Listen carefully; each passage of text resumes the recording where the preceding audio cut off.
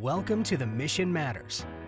The Mission Matters is a partnership between 1615 and Missio Nexus, who have a shared passion to mobilize God's people to be a part of His mission. The Mission Matters is hosted by Matthew Ellison, president of 1615, and Ted Esler, president of Missio Nexus. Make sure you like, share, and subscribe so you don't miss an episode.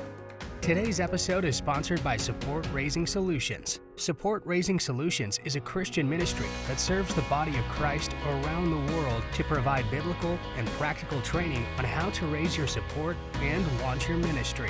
They desire to flood the nations with Great Commission workers who are spiritually healthy, vision-driven, and fully funded. And now, here are your hosts, Matthew Ellison and Ted Esler. Welcome to another episode of the Mission Matters podcast. I'm Matthew Ellison, and it's always a joy to be with my co-host, Ted Esler. Ted, good to see you, friend. How are you doing today, Matthew? Doing well. We've been stacking these up, man. This may not air for a little bit, but it is great to see you once again. So, we always like to start off with a softball question here, and you're a bit of a foodie. I'm a bit of a foodie. And, if you eat food properly, it's worship. Paul said, whatever you do, whether you eat or drink, do it all for God's glory. So I hope people don't think I'm carnal by talking about food today. But I'm wondering about your favorite condiment. Let me tell you mine first. Virgil and John will not be surprised at this because we're both New Mexicans. The best condiment in the world, and my favorite condiment, is definitely green chili. Most people wouldn't think of it as a condiment, but if you live in New Mexico, it's at the breakfast table, the lunch table, the dinner table. It's everywhere. And it's just not a proper meal without the condiment of green chili. So, Ted, what is your favorite condiment? I have to admit, I spent, I guess it's almost been a year and a half ago, but I went to the Balloon Festival in Albuquerque there and got exposed to your green chili. And people outside of New Mexico don't really get access to what you've got. So I can understand why you have that as your favorite. That was very good, but you probably have never heard of mine either. Mine is called Kaimak. And this comes, so I lived and worked in Bosnia. And in Bosnia, they serve Kaimak on a dish that's the national dish called cevapi. And Kaimak, it's kind of hard to explain if you've never seen it, but it's not sour cream and it's not butter, but it's kind of in between those things. And whatever you're eating, you put a little bit of Kaimak on, and it just, my mouth is watering, trying to talk right now. It just makes everything taste better because it's got that, I guess it's the fat that brings your taste buds to life there. And it's very hard to get Kaimak outside of Bosnia. We have a little Bosnia store here in Orlando. It's across town for me, but you can kind of get it there. But fresh Kaimak from Bosnia, that's the thing. So I'm intrigued. I'm intrigued, Ted. What's that? I'm intrigued. I want to try some. It is something else. It just flavors up everything. Virgil, how about you? Well, Matthew's already stolen my suggestion that ran through my mind immediately with the green chili. But I would add to that, if you have a salad, a green salad, particularly a spinach salad, and you put some pomegranate vinaigrette on it, that's hard to beat. That's one I've not heard of. All right, how about you? Well, the compliment, the New Mexico state question is red or green. And so depending on where you are in the state, red chili can be a big winner. And I tend to want to lean to red, but I also like ordering Christmas, red and green. Plus it reminds you during the middle of the year of that special time of year for Christians. So. Yeah, before I traveled to New Mexico, I'd never heard of ordering like huevos rancheros Christmas style, but wow, what a treat, what a treat. So if you haven't, this is now we're the New Mexico Tourism Bureau here, but definitely a trip worth making just for the food. The food there to me is it's hard to find outside of the state. It's incredible. And we brought back hatch chili pepper seeds, and we grew hatch chilies, and my wife made green chili from those hatch peppers. They were incredible.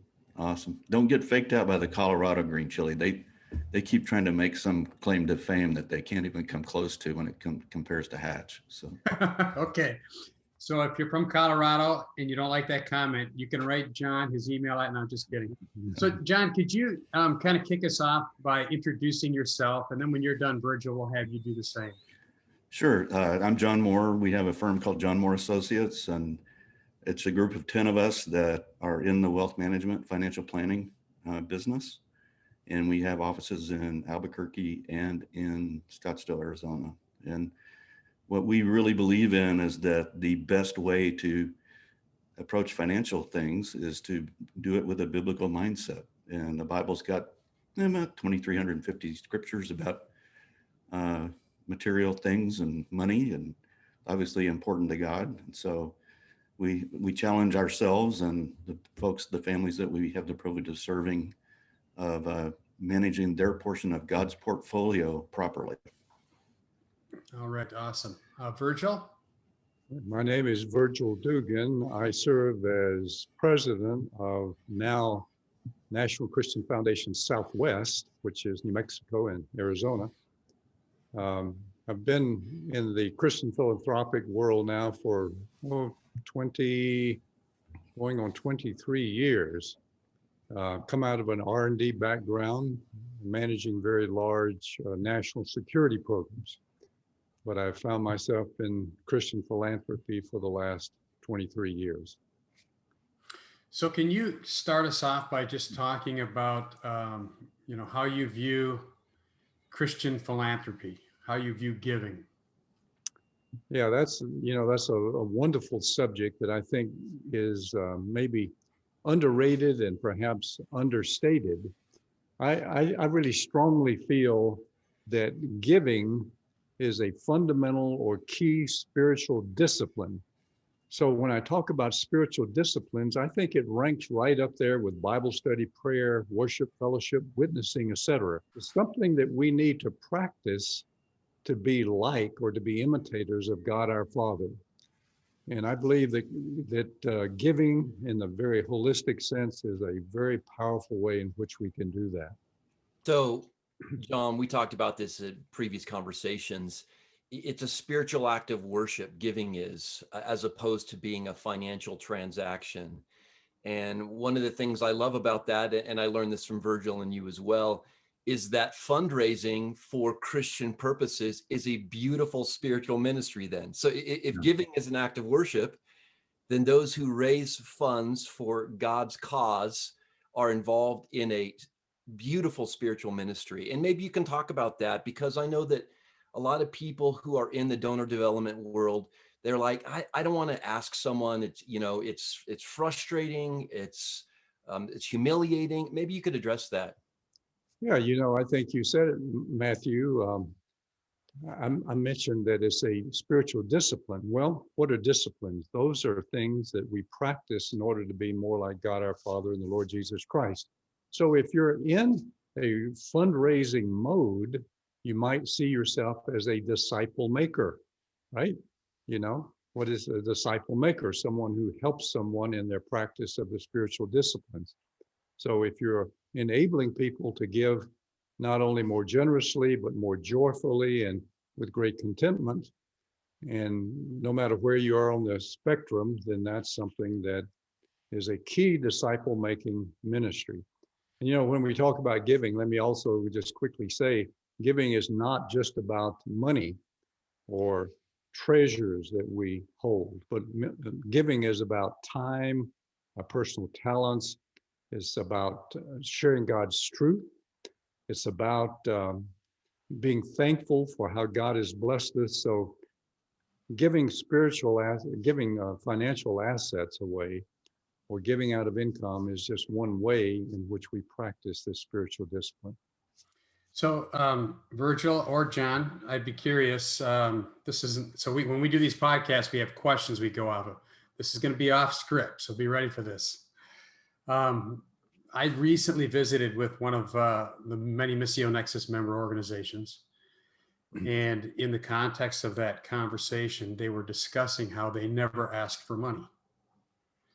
And I would say in the mission world, you hear this story often about John Muir, for example, never asked for a dime. And it's almost like that's a dirty or wrong thing to do, or maybe a point of pride for those who never ask for a dime.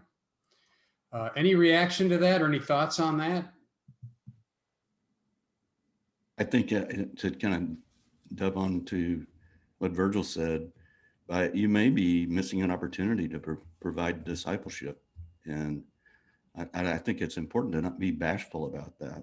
And it's interesting, we'll end up talking about some transactions, because the transactions are how we take advantage of the government tools that are out there to be tax wise. But ultimately, that transaction is enabling that spiritual discipline to be impacted. And if you are aware of what's going on in a conversation, you may see opportunity to really unleash some assets for kingdom purposes. And to miss that opportunity to ask that question, that's a big miss in my mind. So. But I got to take off my host hat for a second if I can. I'm sorry. Go for it. But, as I've grown into ministry, I struggled asking people to give because I was taking myself too seriously. I'm not suggesting that's the case with this group at all. But for me, it was an issue of pride. It was humbling to ask people to give, and I really had to have courage. And I found great comfort in Philippians chapter 4 when Paul says to the church, I'm not asking you to give for my benefit, but to your benefit, that it might be credited to your heavenly inheritance. And so I think Virgil and John have helped me on this pathway. If giving is a spiritual act of worship, then again, fundraising for God's purposes is a beautiful spiritual ministry, and you're inviting people into life and joy. So I couldn't resist that. I mean, Paul's our example. It's not for my benefit, it's for your benefit. It'll be credited to you in heaven. So sorry about that. No, I agree, Matthew. And I also think in this organization's case, one of the things that's awesome about it is they asked me what I thought their annual budget was and I'd been with them for an hour and was learning all about what they do. And I guessed 10 times higher than it actually is, because they're frugal. And I think they have a core value of spending kingdom money wisely. So it's with no judgment that I, ask about this, but I do think it's kind of a common theme that I hear about in the missions world, and it's influenced probably by abuses that are in the broader church with how fundraising has happened. And so the reaction is then to figure out, kind of a different theology of giving versus being able to ask. So anyway. Back to John and Matthew both. John's in the investment management business.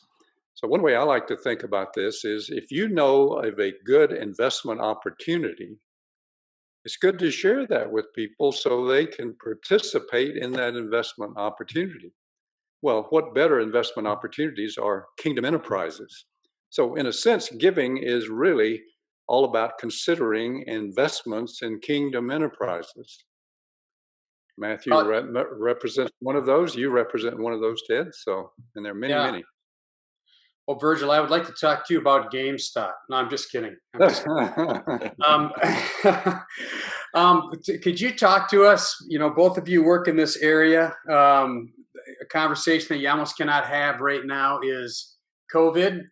What are you seeing happen as a result of COVID? I've kind of got my own thoughts. I've talked to a lot of ministry leaders, but I'd like to hear from you on what you've seen with COVID in giving.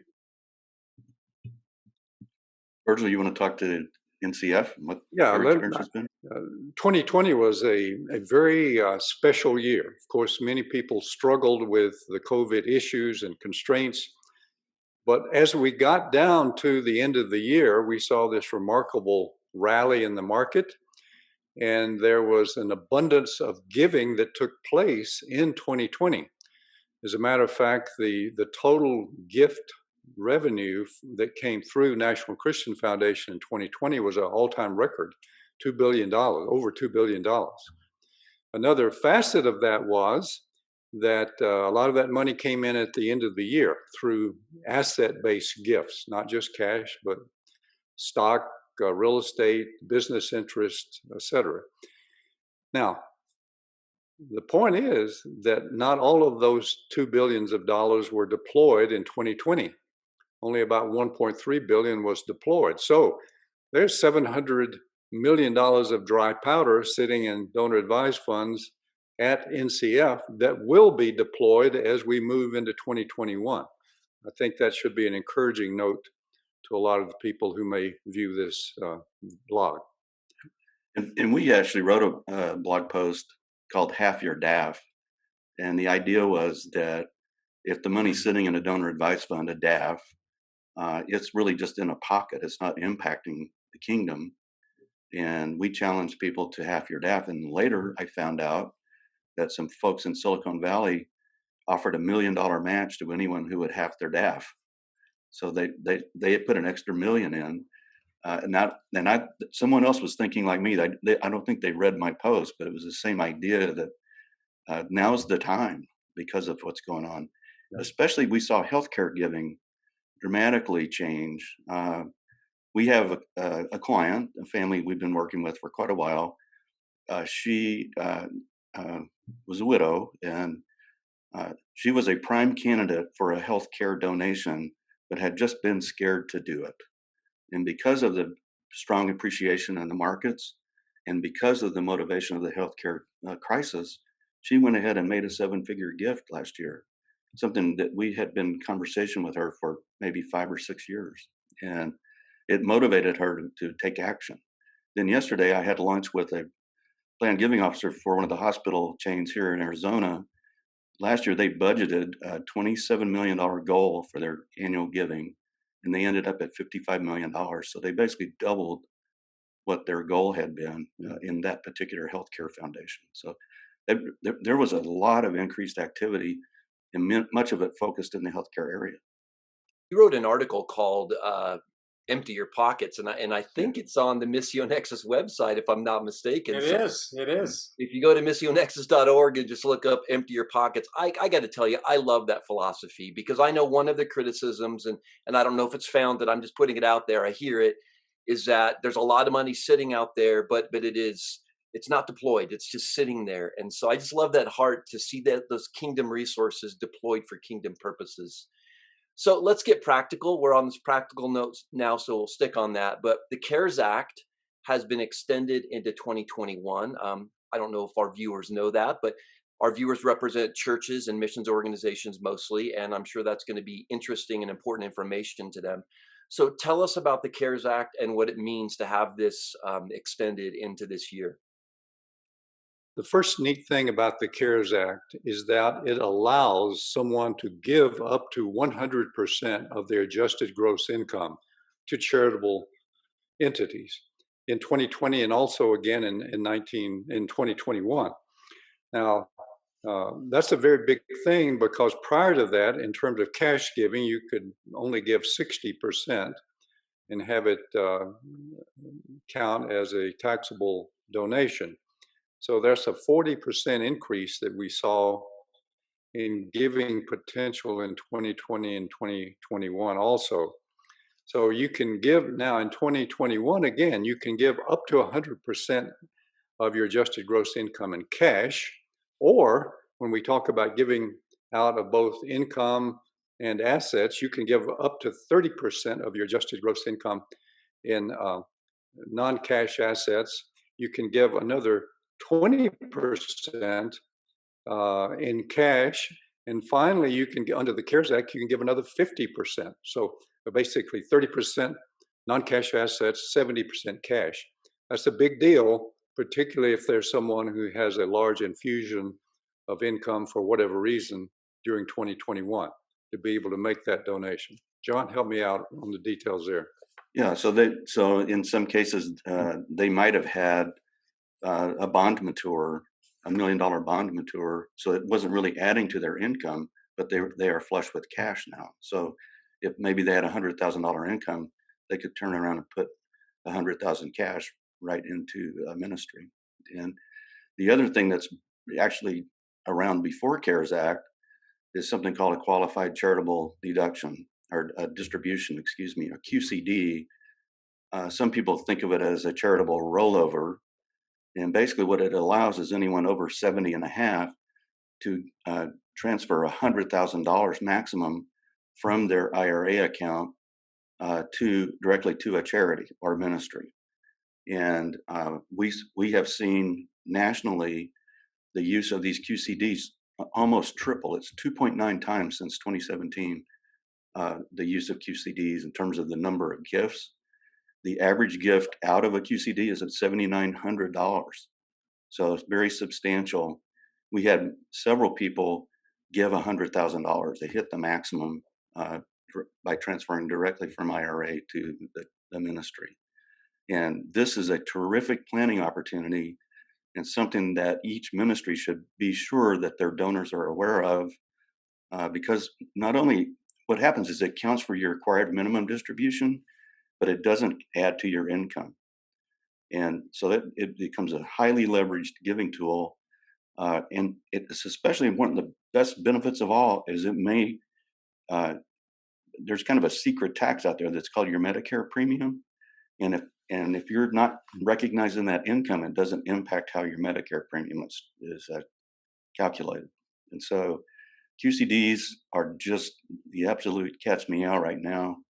And we would highly encourage ministries to be aware of that, to have something available on their website to facilitate that transaction, but it's enabling a spiritual act of worship with the transaction. So listening to this, and I'm thinking a lot of our listeners might be out there thinking, do people really do this kind of giving? I mean, I'm guessing a lot of our listeners are going to be working in churches, maybe on a missions team staff, or they could be staff of mission agencies. You guys are working in the world of major donors.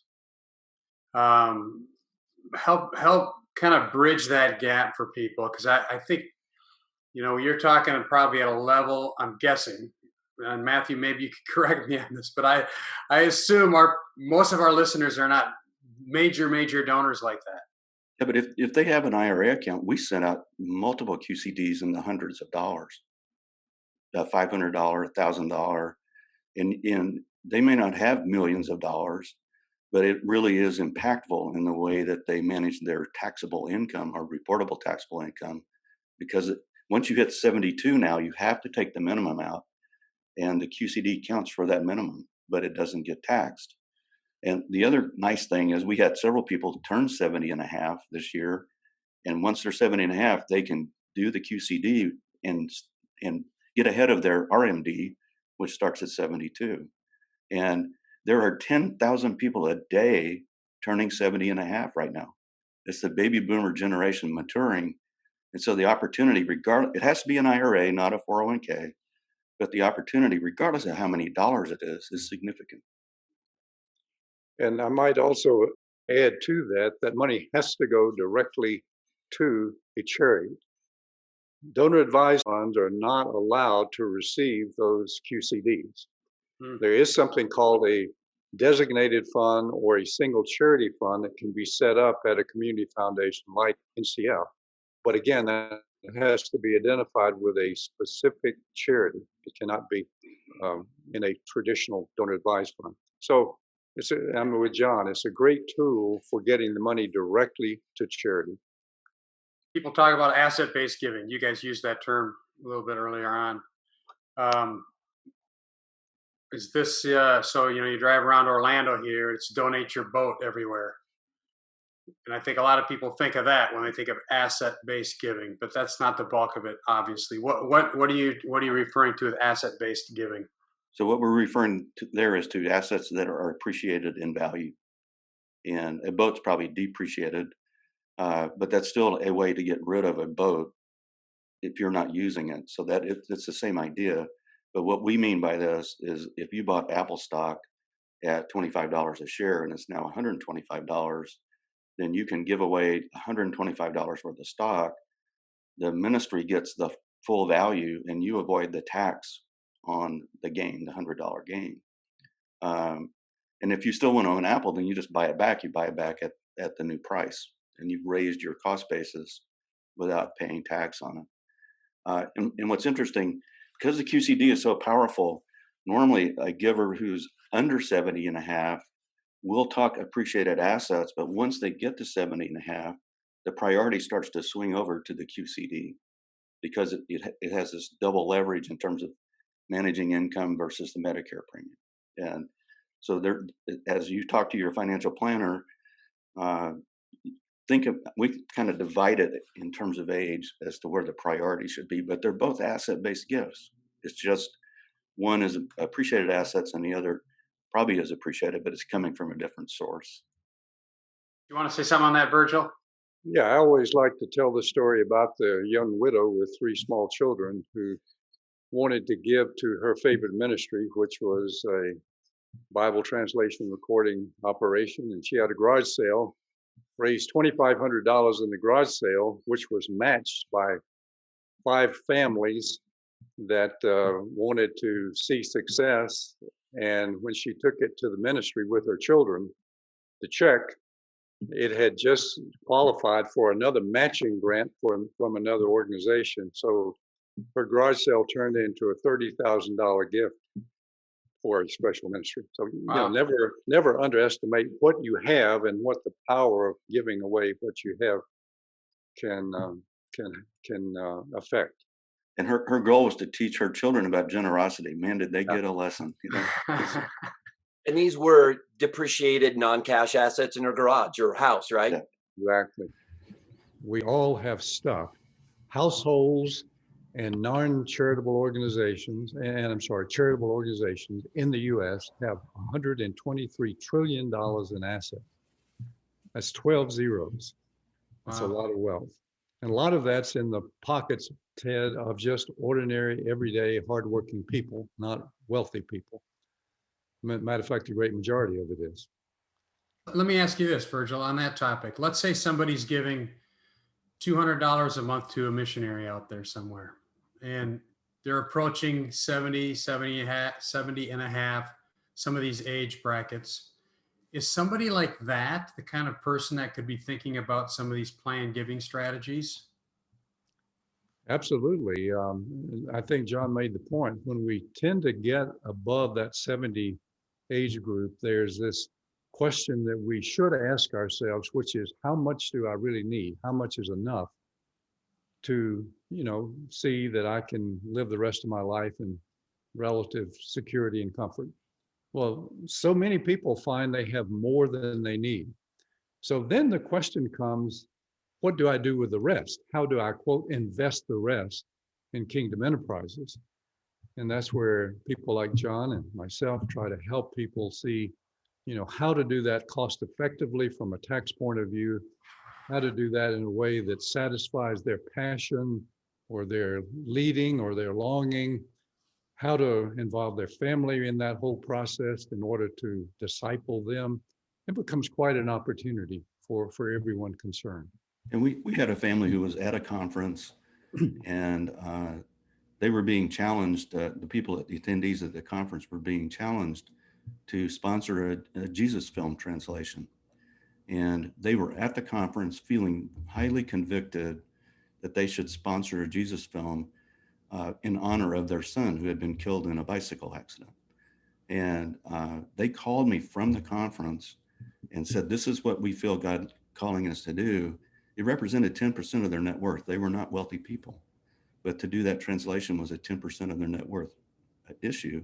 So on the spot, on the phone, we got the computer calculator out, ran the analysis, determined they had enough, and essentially gave them permission to make that gift. So we helped them answer that how much enough is enough question. And that's part of the role of an advisor, is to give people permission to do what Virgil said, ask that how much is enough question.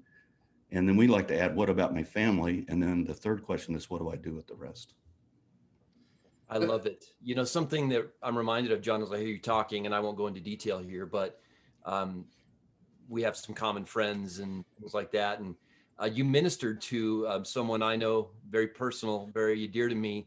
And he said you had more of a pastoral role in his life than his own pastor did, because through crisis and difficulty, I just think God has given Christian financial advisors such an opportunity to be ministers of the gospel to their clients, associates, whatever. Disciple making is really what it is, and to steer them towards kingdom enterprise. So yeah, I just want to put a plug in there, man. Thank you. Yeah, thanks. And the privilege that a financial advisor has, because they've been invited into the life of a family, is significant. And the worldview of your financial advisor matters. And this group called Kingdom Advisors is out there teaching, discipling financial advisors so that they can then disciple clients. And there's a certification called CKA, Certified Kingdom Advisor, that if you're looking for an advisor, that's one of the criteria that I would use as a screen. And you can go to the kingdomadvisor.com website and actually do an advisor search in your local area, find a certified CKA. So I got another question. Again, I'm off script here, but we have a lot of Canadian members in Missio Nexus, and a lot of what we're talking about is U.S. tax law and how it applies. I'm curious to know if and maybe the two of you have never gotten into this question, but how much do government policies influence Christian giving? Can I first put another KA plug in? Okay. There were 200 Canadian attendees at the recent Kingdom Advisor Conference. So awesome. There's an active group of Kingdom Advisors and CKAs in Canada. And Virgil, you want to speak? We've had conversation a lot about what if tax law changes? You know, what does that mean in terms of giving? So you want to talk to that some? Well, there's no question that in the U.S., tax law is a very big part of giving. And really our tax code is set up to enable charitable giving, unlike any other country in the world, I think. So we do have a very friendly environment for charitable giving.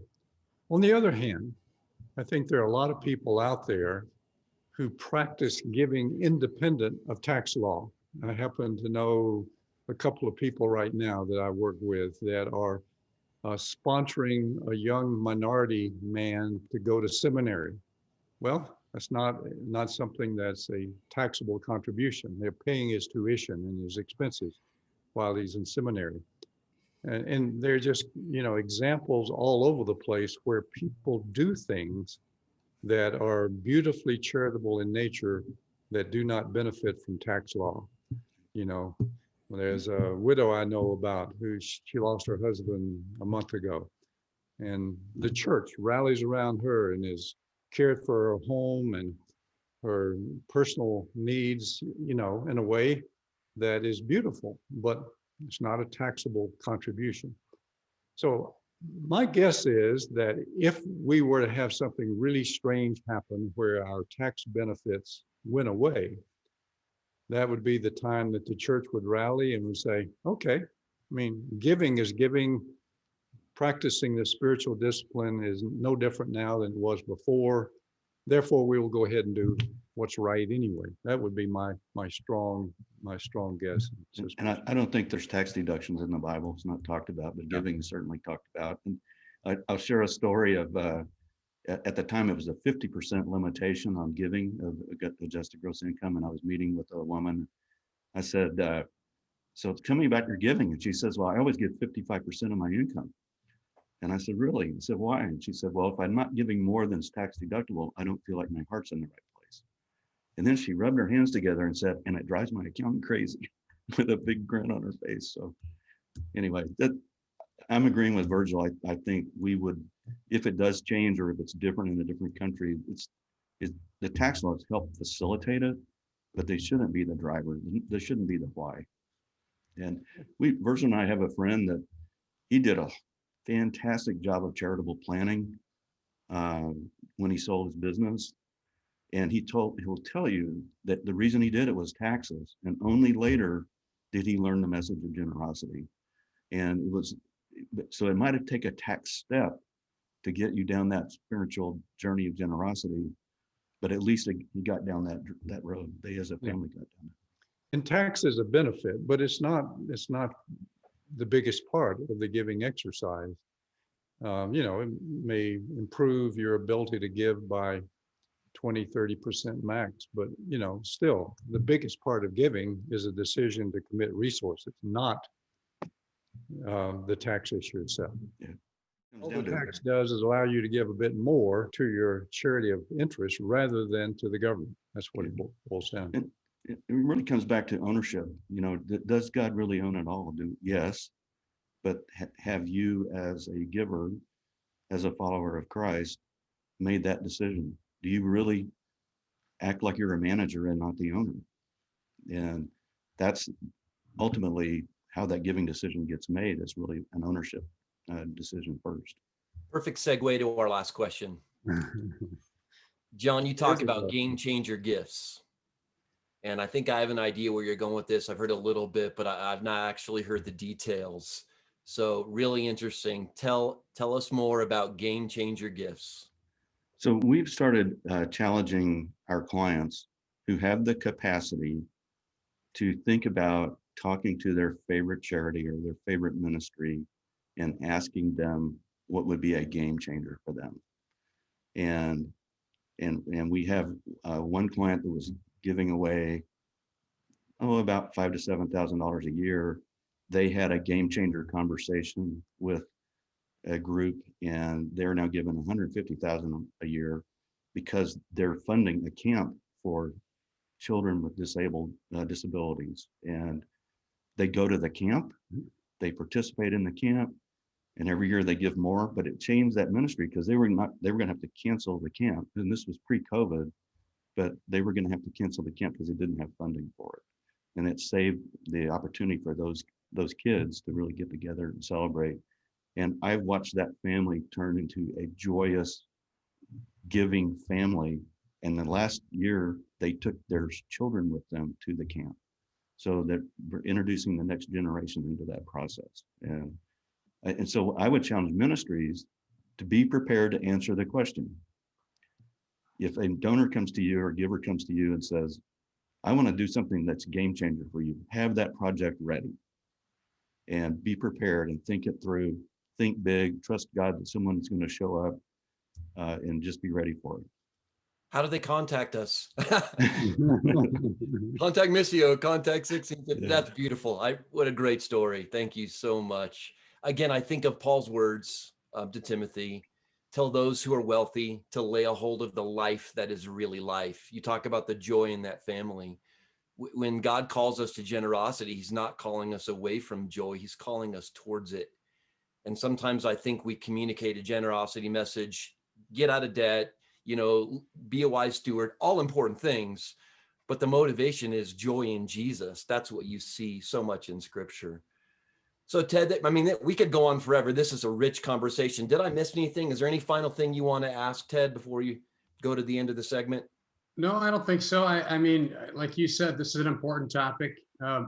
Ministry takes money, and it's just, for good or for bad. It can be. I know it's a negative conversation for a lot of people, but having worked in ministry for much of my life, I've just seen the good that generosity does, and so I'm glad we took some time to talk about this topic today. Yeah. So the closing segment of every show is called Something Ted Likes. And Ted, what is it today? Well, as you know, there's a lot of discussion right now about race in our culture. And I want to recommend to you, I watched a video this morning. It's a church out of Texas, and they interviewed a theologian named D.A. Horton, who's an associate professor at California Baptist University. And he unpacks some views on critical race theory. And that's a hot topic. And what I really liked about the conversation was I'd just call it very open and honest reflection about where the conversation is on critical race theory. If you want to find this, there's actually going to be another talk. I don't know, again, we don't know when this particular episode of the podcast airs, but this is going to be more than one session that he does with this church. It's called Cornerstone Church. If you put in Cornerstone, D.A. Horton, CRT in the YouTube search bar, you'll find this talk and probably one or two others that he's conducting over the next few days. I found it very helpful very enlightening, and just the kind of conversation that we need to be having in the church today. So that's something that I like today. That's great. Well, Virgil and John, on behalf of myself and Ted, thank you so much. I trust this is going to be a blessing to a lot of folks. And hopefully there's some people listening that have that game-changing mentality, and we see some kingdom things that are set in motion. So, brothers, thank you for being here today. Yeah, thank you. Thank you.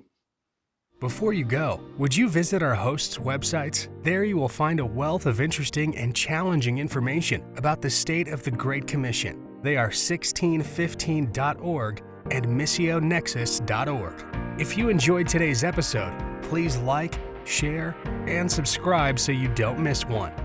Thanks again to our sponsor, Support Raising Solutions. Make sure to check out their website at supportraisingsolutions.org. The Mission Matters is presented through a partnership between 1615 Missions Coaching and Missio Nexus.